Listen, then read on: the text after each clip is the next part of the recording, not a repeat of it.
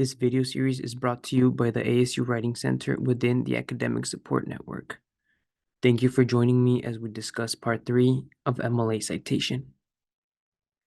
This video, our third in the series, will discuss in-text citations. Let's get started. Why do we use citations? It creates a consensus for how writers should format and present information, as previously stated. Using citations reminds writers that they are participating in a larger scholarly community. You are building upon the knowledge and contributing to your field or discipline.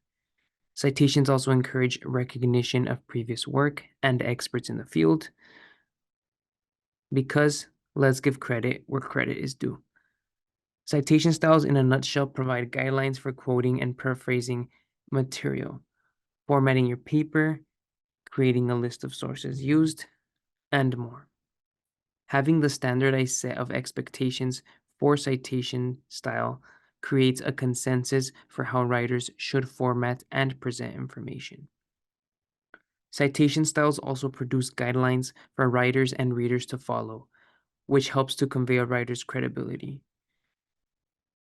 Your reader will trust you if they see that you have thoroughly read and properly credited scholars and scholarship on your topic. Citation styles help you avoid plagiarism by acknowledging the work of others, which also enhances your credibility as the writer. In-text citations are the first required element for citing sources. They also acknowledge the source of any ideas or words not originally your own. You want to use in-text citations whenever you directly quote or paraphrase. For in-text citations, source information appears in parentheses, but some elements may be incorporated into the text of your sentence.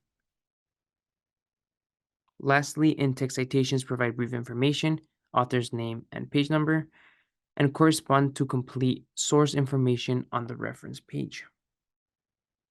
Here is a side-by-side comparison to show the different ways to cite the source in the text. On the left, you see how MLA uses the author page style to cite printed works. This means that when you cite a quote from a resource, you list the author and the page number where the quote is found in parentheses. On the right, you can see in-text citations for electronic works. If an electronic work has a listed author and no page numbers, list the author's last name in the parentheses, as you can see in the first example. If there is no author listed on an electronic source, include the information that links the citation to the works cited page in quotation marks. In the example on the right, you can see that the in-text citation includes the title of that electronic resource in parentheses. MLA has varying guidelines for writers to follow while building their in-text citations as resources get more specific. When citing different resources, make sure to follow MLA's guidelines and examples so that you are citing your sources correctly. Moving on to integrating direct quotes in MLA. If you're directly quoting, you will need to include the author and page number for the in-text citation. Introduce the quotation with a signal phrase that includes the author's last name with a page number in parentheses. You can see the following example below. Integrating direct quotes in MLA. If you are directly quoting, you will need to include the author and page number for the in-text citation. There are two ways you can cite in-text citations. You can use a narrative citation in a sentence where you use the author's last name and put the page number in parentheses, and then have the rest of your sentence. There is also a parenthetical citation of the author's last name and page number at the end of the sentence. Here are two examples. For the first, you introduce the quotation with a signal phrase that includes the author's last name with a page number in parentheses at the end. The second example you see is that of a parenthetical citation, where if the authors are not named with a signal phrase, you simply place the author's last name and year of publication and page number, if applicable, in a parentheses, all at the end of the quotation. While direct quoting is a useful way to quote your sources, You do not want to use direct quotes all the time. Use direct quotes when the exact words have a significant impact on your argument and writing. This is where paraphrasing comes in. Paraphrasing is your own rendition of essential information and ideas expressed by someone else, presented in a new form. One legitimate way, when accompanied by accurate documentation, to borrow from a source is to paraphrase. Paraphrasing can be useful to demonstrate your ability to find and grasp the meaning of an author's ideas and to integrate evidence more seamlessly into your writing. Here are examples of citing information but still referencing your sources by paraphrasing information into your own words. As discussed, there are parenthetical citations that put the citation at the end of the sentence, like this example. This argument is illustrated with several relevant examples. Green 64.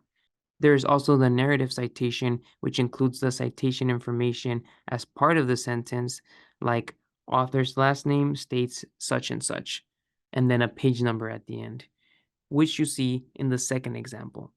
Green illustrates the argument with several relevant examples. 64. As you can see, both of the examples use paraphrasing instead of direct citations to provide the evidence. Next, we will be moving on to block quotations.